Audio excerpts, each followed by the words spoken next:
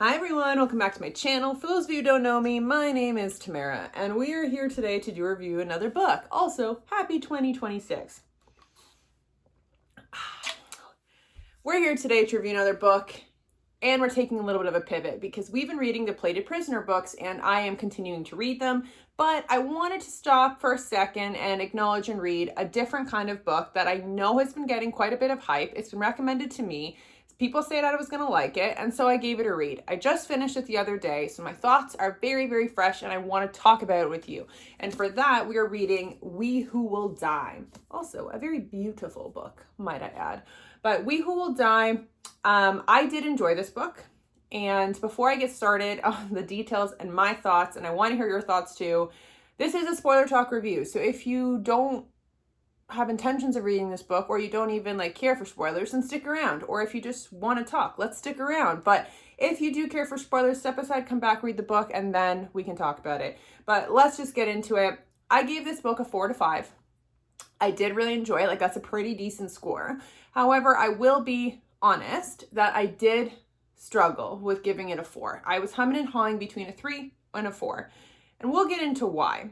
But I also want to say that would I recommend this book? Yes. Did I enjoy it? Yes, I did. I will buy the next one to come. However, I do think this book is slightly overhyped. And we'll get into it as to some of my thoughts, positive and negative, about it. I'm not trying to say I didn't enjoy it. I did enjoy it, but I am being honest. I feel like this book has a little bit of some perfection that's going on about it from people. They think it's a complete 5 out of 5. It's a masterpiece. I wouldn't go as far as saying that. I do think that the books to come have full potential to be 5 out of 5s, at least for me. But this one set the groundwork, and I did like it for that reason. Like I said, 4 out of 5 is not a bad rating by any means. But what I meant by I was humming and hawing between a 3 and a 4. So when I was reading this book, I found that at certain parts of this book, it really reminded me of something else. And so in the first third of this book, it reminded me of Throne of Glass. The second third of this book, it reminded me of Catching Fire, and that's the second Hunger Games book. And it reminded me of the Blood of Hercules book as well. It's like if those two books had a baby, that's the second third of this book for me. And then the final act of this book really reminded me of Vampire Diaries. So if any of you have seen any of those three things, maybe you'll get what I'm trying to say, but I'll explain as to more detail what I mean. That's just at a high level. But because I felt like these similarities were so tried and true, I had to take a step back and think, did this book have enough original content in it to earn a 4? Because if it didn't, and it would just felt like a good book that had all these things that I loved, because I loved all 3 of those comparisons in my life at some given point. I was obsessed with all 3. So this book was a good read because it was easy, it was fun, I enjoyed it for those reasons, but I needed to be different. And I feel like in the romantasy world, especially because so many people have produced different books within that genre, some of it can get repetitive. It's hard to stand out, and I wanted this book to stand out. When I thought about it, I do think that there is enough original content in here to earn it a 4. So that is kind of what I meant by why I was kind of bouncing back and forth a little bit, but I do believe it's a 4. So let's get into some of the details as to what I mean. The first half of this book, not the first half, the first third of this book, I mentioned it reminded me of Throne of Glass. In this book, there is a female lead who's developed some sense of a reputation for herself after successfully winning a set of tournaments 6 years ago. So she got some earnings, unfortunately it was taken from her, but that's outside of the reference I'm trying to make. But regardless, she was set up with a reputation after winning this said games, and now in the current state of the book at the beginning, she's kind of a bodyguard for hire, and that's where we're currently making our living. In Throne of Glass, the female lead also had a bit of a reputation, and it was kind of like an assassin that was well known, developed a name for herself as well. Both of these female leads get an opportunity, almost unfortunately manipulated in a forced opportunity, not to say that they had much of a choice, but both of them have an opportunity to go in another set of games, and once you win those said games, you essentially, 1, get your life, and then 2, you go into working for the hierarchy in these said books. So in that book, meaning Throne of Glass, there was a king. In this book, there's an emperor. So in Throne of Glass, whoever won that game became the king's champion and did his bidding and essentially worked under the king direct. In this, once you win these games, you go into a separate set of training to kind of be like a guard to the emperor and work really closely within his like favor in that sense. That is the prize. So in both ways, very, very similar. Both of these female leads don't entirely love the hierarchy. They don't love the king. They don't love the emperor. And they have their own interior motives for joining these games for whatever reason. So that's my Throne of Glass comparison. And for that reason, that's why I kind of said that. But I do and will give full credit that the originality of this book, I feel like really stems from the difference in the world building and also just like the different kind of like political setting we've set up here.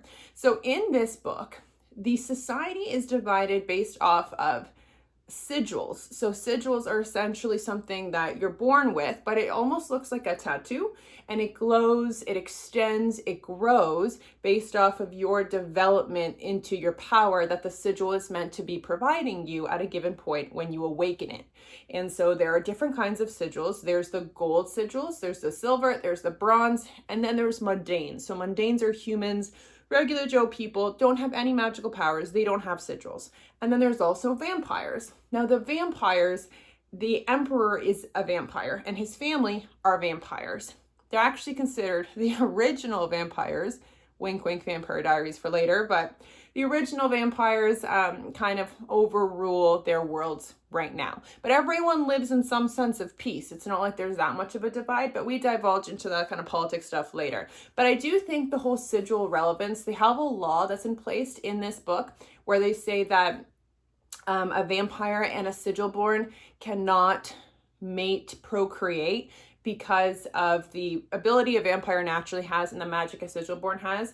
They can't, pretty much their child is unpredictable in the magic potential they have and can overthrow the emperor because they're unpredictable, because both species are powerful in their own ways, that there's a law against those two species procreating and pretty much mating in that. So, and I do think that's interesting because we meet a character down the line who does tie into that a little bit, and that's part of the reason I'm excited for the next following books is because of this character and that whole plot point. So interesting world, how they set it up. I really do enjoy it. I think that it stands out. I haven't read enough about sigils in the past. I've obviously seen them from time and time, but I haven't read a book about them, so I thought that was like a good way to stand out with their world. All right, second part of this book, the second third. I said it reminded me of Catching Fire, and I really do believe that. In the second third of this book is the actual games itself. And to go into the games, to qualify for the games, you had to be a victor in a prior set of games. So the games that she's already won, that's what essentially really qualifies her to be part of this new set of games. That is a little bit of like a higher up set of games. And in the Hunger Games or Catching Fire, there's something called a quarter quell. And quarter quell, the people who compete are pooled from the existing victors. So similar dynamic in this book with her being an existing victor as well. In addition to this, there's also sponsors. So to better your chances in these games, a sponsor can provide you with like means to stay alive, upgraded equipment, things like that. So that's kind of where I'm making the Catching Fire comparison. And it's about putting on a show. And that's essentially what also was something that helped you prevail in the games in some way, is a show. And that also ties into the Hunger Games world as well. One other thing that I mentioned was the Blood of Hercules. The Blood of Hercules book ties into this because these kind of games are very gladiator, Sparta. Like they can be pretty graphic, and that doesn't bother me. So like I thought it was really well done. I thought it was really interesting, and it really like set the severity of the world, that people die for entertainment in this world. So I did like how that tied into everything, and it made sense. It completely made sense. But that's the comparison I'm making to those two in regards to the second third of this book. Now, in this book, there's another character that we kind of loosely get introduced to. At the beginning, well, I'm not going to say loose. He's a main character. At the beginning, our female lead has a friend who then becomes a lover, who then eventually leaves her. She does a little bit of some heartache. She's upset, naturally so, and also her best friend ends up dying. Different character. So she's been through it quite a bit. In this book, we get reintroduced to this character. His name is Tai, and we figure out that he's the Emperor's son. Back when they were hanging out as kids, he was sneaking out to see her, and he never divulged in his parentage. He kept it super secret. So now when she's in the games is when she realizes who he is. He's not only the son of the Emperor, but he's also known as like the head guard almost to the Emperor's protection. So if she was to win the games, then she would have to get through him to get to the Emperor. And the reason she's in these games is because she has two twin brothers, and another vampire who's her sponsor had essentially come up and given her the choice to enter the games, and he'll save one of the brothers because one of the brothers is essentially in critical condition and dying of some aftermath injury, let's just say.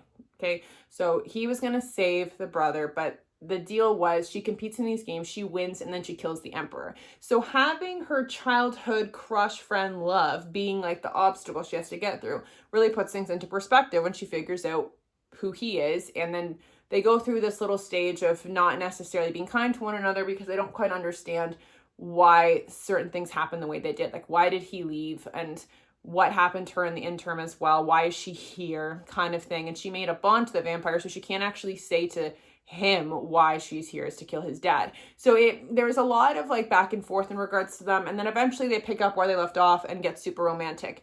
And Tai as a character I really, really enjoy.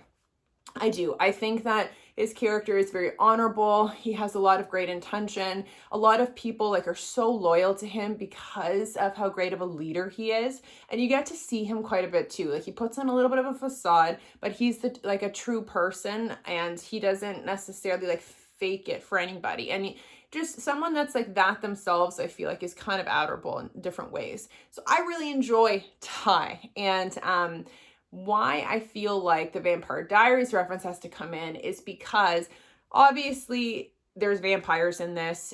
There's the original vampires. There's sire bonds in this too. Like, different things that have definitely been referenced in Vampire Diaries before, but that's actually not why I'm making their comparison. I'm making the comparison because of the brothers. So Tai has a brother. His name is Rorik. When Tai and our female lead were hanging out, and, you know, the beginnings and truth and the, you know, detail of their relationship when they were hanging out, is he kept mentioning this brother. He didn't mention anyone else really in the family about the brother, and they kind of divulged that the brothers at one given stage were incredibly close, but then something happened that obviously put some hostilities between them. But Tai is adamant that something he did made Rorik the way he is. Now, Rorik, as a character, is very fearful, meaning that people are scared of him. And he's very calculated. He thinks ahead. He's incredibly selfish. He enjoys people's pain. He like gets like a sick entertainment out of things. And he's just one of those characters that you can tell is like misunderstood, but he's notably a bad boy.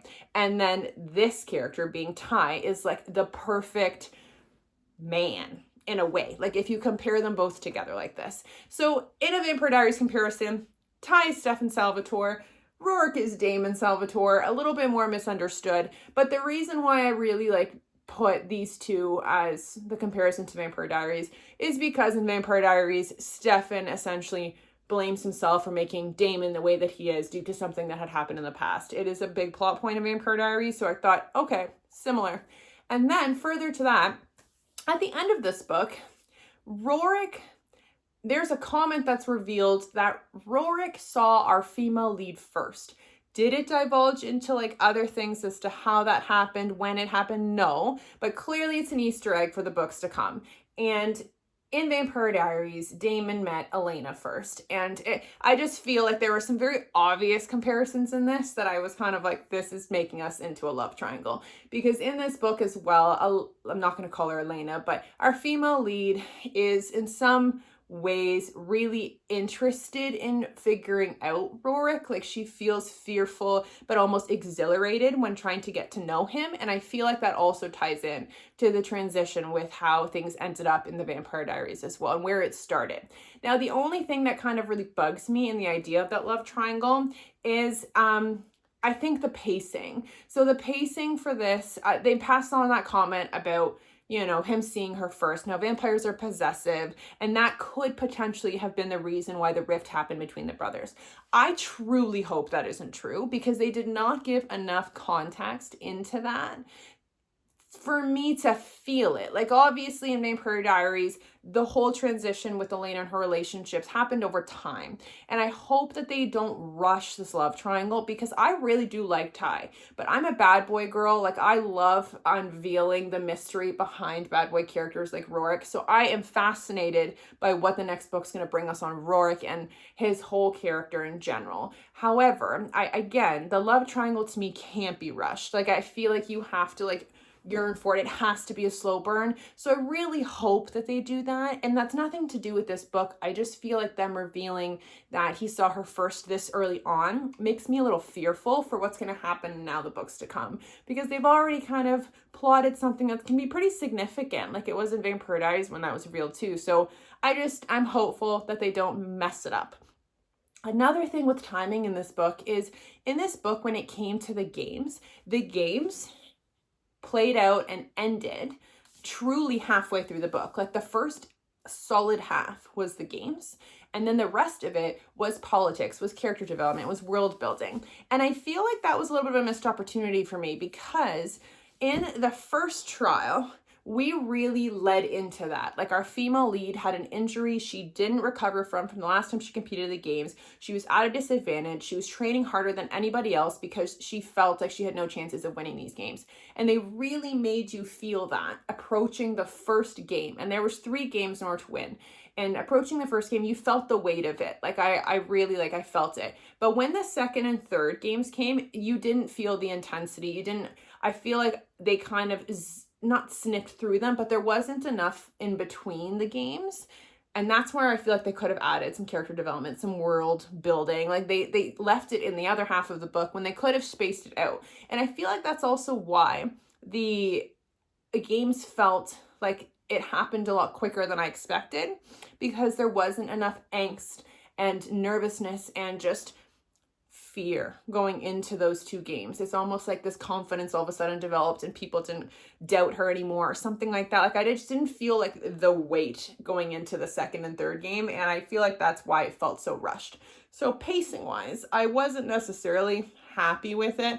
I do like all the character development that we got in the second half of the book, and I like all the content they squeezed into this book. However, do I think it could have been paced a little differently? Yes. I don't think the book is rushed. I think that the games had an opportunity to be spaced out a little better, just to clarify. But we did meet a lot of people in this book. We met, like, a new friend that she came to discover. We met some other friends along the way that I think will get a lot more divulgence in the next couple books, which is something I'm looking forward to truly seeing as well, because everyone is very interesting. Like, they set up the characters really well. Now, the villain, they make a lot of reference to not liking this emperor, and everyone has different motives as to why. And we go through a couple different political things in this book too to give us that bigger picture. However, Ty discovers what the female lead is here to do at one point, and he doesn't really seem to care about people trying to kill his father. Like, he doesn't hold much love for his dad, and neither does Rorik. Like, it's almost like this twisted game as to who's going to kill the emperor first. And the brothers are very much taking a back seat into preventing that really from happening unless it benefits them.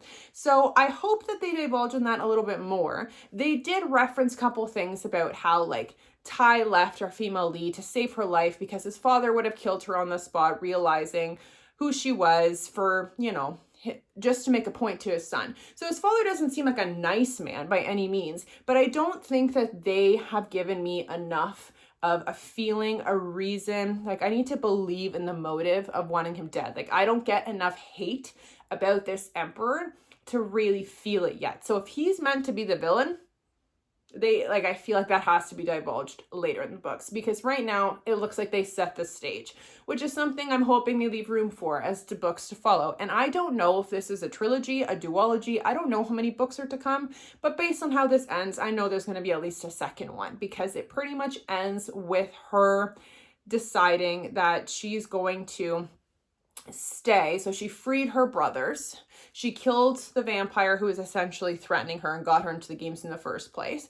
And she decided that she's going to stick around to learn how to train her original abilities that now she has awoken. So in the game, she awoke with her abilities, and she figured out that unfortunately, with the kind of gift that she has to kill somebody and then take their ability. Not directly, like she doesn't realize she's doing it, but it just kind of happens. So by the end of this book, she's killed 3 people/creatures, and so she has different abilities now, but she doesn't know how to use them because she's grown up with not having any ability until now in these set of games when she killed her first person and then it awoke. So she's at a disadvantage, and then Rorik and Ty have decided they're going to help her, but in return she has to help Rorik read these kind of god books, and there's like an underlying plot that's going on about like the god of ruin. And so maybe the god of ruin is intended to be the villain, but he really is like a name that was dropped only a handful of times in this book. So in that sense, maybe the villain's the god of ruin, maybe it's the emperor. I feel like the villain isn't clear to me yet, and the motive behind what we're trying to get at for all of these characters is a little bit still a little fuzzy. So that's why I'm hoping we get more of, and that's why I'm looking forward to that. I'm looking forward to Rorik. I'm looking forward to like more character growth with some of our names that we have met. And I like it. I like how they set the stage. So that's my thoughts on this book. I really did enjoy it, like I said, but there are a couple things that I just feel like to me it can't be a 5 out of 5. Like it can only go up from here, and I think they set it up really well to do that. So let me know your thoughts. I'm really interested in hearing them. But bye for now, guys.